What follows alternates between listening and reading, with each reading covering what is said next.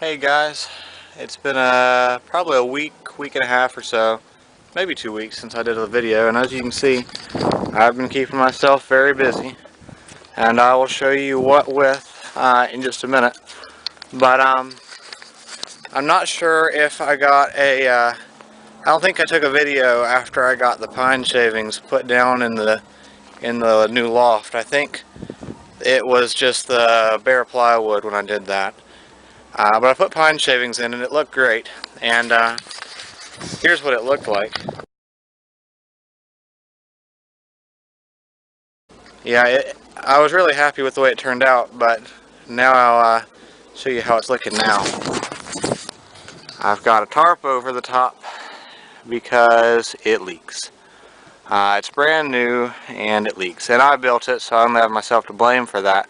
And there are several mistakes I made with doing this. Like, for one, I put the OSB up before I cut it, and I cut it off at the top with a I call it a jigsaw, you might call it a saber saw, and that would certainly be an okay thing to do. I just didn't do a very good job at it, and so there's jagged edges up there and stuff that allow gaps. Also, I didn't build it with a slanted roof, and I didn't want it with a slanted roof. You don't have to do a slanted roof, you can do it like this, but I've got a gap on this corner and the back left corner. Not a very big one, just a little bit, but it's enough that water is getting in here. As well as, I put the landing board on now, and I don't know if you can tell, but this top end is a little higher than the back, so all the water that lands on that is going back here and down here. And as you can see by my door, that means that the water went in. All preventable things, and I will be fixing it, but right now the biggest problem is just that it's wet in here. So let me come in here, and as a result of all the water, I would assume my light has stopped working. And I've already changed the light bulb, so I know that's not the problem. So here's what I've been working on. I've been putting doors on here. I've got a pair of rollers in here. This door won't open all the way. Oh, man, it's so dark I didn't even see her in there. Let me harass her for a moment, show you how this works. This door will swing in like that. I'll go ahead and let her out. That pigeon does not like me very much. But I can cut it in half to do like that and race because I'm planning on doing the widow hood system.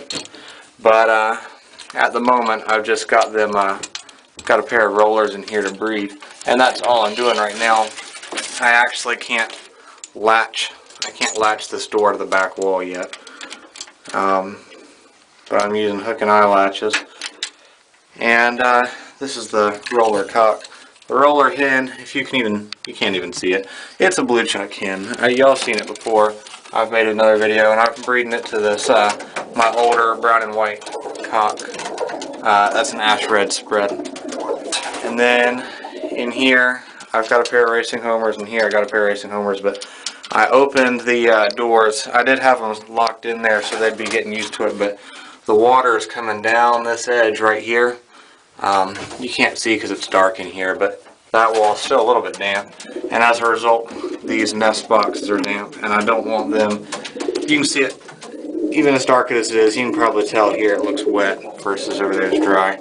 So I don't want them stuck in there with all the moisture. It's just not good for them. It's how they get sick.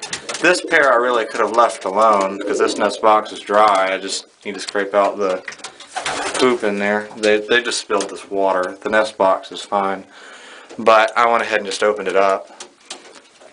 So the good news is I do have 3 pairs of birds together. Only 2 of them are racing homers though. Pair of racing homers here and here. That would be that black hen there to that blue bar cock there. They are a pair. They're in this lower nest box here. I've got that blue check paired to that blue check. I'm not sure at the moment which is the cock and which is the hen. I think that's the hen and that's the cock. That blue check and that blue bar are brothers, but I'm breeding them to 2 unrelated hens. Then I just showed you a pair of rollers. This is Coco. I ash red cock, T-check cock that I always in my videos with. He's sitting on my shoulder wearing his sunglasses.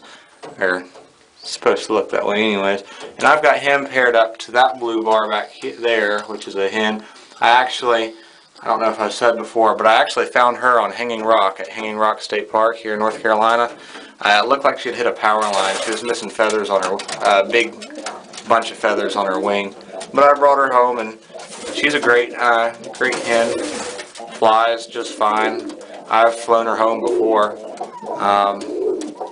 Then I've got this, and so that actually makes 4 pair. I just don't have them set up to breed yet. Then I've got this ash red cock to this blue check hen. And the hen is actually, something's just not looking right about her here lately. I'm keeping a close eye on her. I'm afraid she might be starting to come down with something. But in this wet loft, it unfortunately wouldn't surprise me. And there's always something wrong with these pigeons. If you can see, she's hobbling around. She's hurt that leg somehow. It's not broken. I've checked that, so I'm just trying to. She's in that nest box, and the cock's not really driving her, and it's not fighting her either, so I've not been worrying about it too much, just letting her rest. But this hen, they made a nest down there on the floor in the pine shavings, and of course that's not where I want the nest, but in my experiences so far, usually eggs come a few days to a week after they start trying to build their own nest. So hopefully they'll lay. This is their nest, they just aren't using it. Then once I get the chance, this roller hen here, done spread, maybe if I put her in the light you can see her. I'm going to be breeding her to that done spread cock. They just kind of look black in here though because it's dark. The only problem is that hen is really thin, and I've been trying to get her weight back up. I've been trying to get her weight up for months, but she's still real thin. Come here. I don't know if you'll be able to tell, but you can't really tell on here. I mean, her breastbone's just sticking out. She's not as bad as she was. She has gained some weight. She's just not up to where I feel safe trying to breed her. And then I've got the window boxes here. Got a milk jug for them to drink out of. This is just a refill of water. I do have more pine shavings put down in here though, but it looks like it's going to rain again, so there's really no point at the moment. I'm just trying to let it dry out. If I could get this light working, that would really speed things up, but unfortunately it won't come on. So yeah, so there's good news and bad news, and it's January 23rd, 2017 now, so I'm really going to be starting to take these videos more often, take you through how everything is going with right now is trying to breed. You don't have to breed this early, that's for sure. You can wait until mid-February, late February. Some people don't put them together until late February, and they're getting babies out at the end of March. So you don't have to put them together this early, but I am, because I want to try and raise my young birds on the widowhood system, and they have to be sexually mature and interested in the opposite sex to do that. And I'll explain what that is later. But aside from these, oh, and this is my trap. It's going to have a piece of wood here, just like this, right here, that I can twist around to hold it at about like that, something like that. I'll get it perfected once I start actually flying them, so they can drop in here, but they can't fly back out. But then I'll also be able to latch it up like that so they can fly out. I'm not planning on ever opening the big door to let them out, because I don't want them to associate my opening the big door with them getting out. If I open this, you can see in here a little better now. But I don't ever want them to associate this door opening with leaving the loft, because I don't want them getting out. I just come in quickly and don't let them come out. But step out here. Down there, that loft down at the woods, and I'm not going to walk down there right now, but I've got that, what y'all would call a grizzle hen. She's not the true grizzle of kind of an even mix of black and white feathers on her. It's a different gene, but most guys and people that have commented on other videos of mine have said they all call it a grizzle, so I'll just call it that for now. Then I've got birds I'm not breeding in here, and it's not because I don't want to breed them necessarily. Those two rollers there, the two brown ones, they're siblings, and I was planning on breeding that one back to the father, which is the one I've got in the big loft, but unfortunately it seems to be a cock and not a hen. They both are cocks, so I'm not breeding them for now just because I don't have any choice. I'm trying to get a satinet cock to breed to that satinet hen, and then I will breed them. If I can find a white king cock, which really shouldn't be that difficult, I'll breed it to that hen, because I actually have found that I really like using the white king. I'm sorry, I don't know when that cut out. I wasn't watching the time. But I was just showing y'all, can't breed those two because they're both cocks and I don't have a hen to breed them to. Trying to find a satinet cock, trying to find a white king cock. Not planning on breeding that blue bar. He's the one that's not banded. That orange is just a little strip of duct tape. Not duct tape to his leg, it's two pieces stuck together, so that's all that is.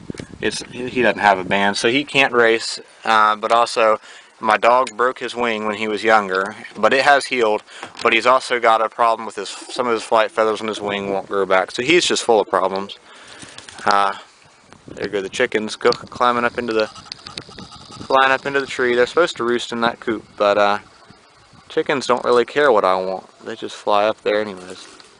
But that's what's going on now. I've got to throw out all these pine shavings. I've already taken some down to the woods. There was a little more than this. Had to rake it all out. Thankfully, it's not expensive. It only costs a little less than $5 for a bag. So that's not a big deal. I just don't want the birds getting sick.